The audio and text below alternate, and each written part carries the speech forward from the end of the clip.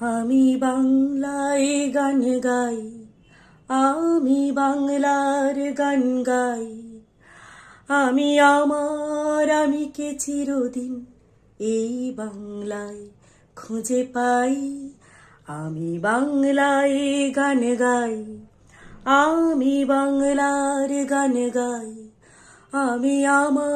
আমি কে চিরদিন এই বাংলায় খুঁজে পাই। আজ আন্তর্জাতিক মাতৃভাষা দিবস 21শে ফেব্রুয়ারি। এই গানটি আজকের দিনটিকে কেন্দ্র করে লিখেছিলেন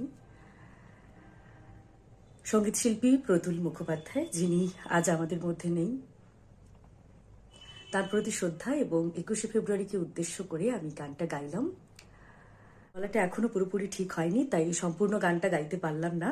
একটু গান গাইলাম শুধুমাত্র আজকের দিনটিকে স্মরণীয় করে রাখার জন্য এবং ওনার প্রতি শ্রদ্ধা জ্ঞাপনের জন্য। সবাই ভীষণ ভালো থাকবে। আজকের মতো শুভরাত্রি।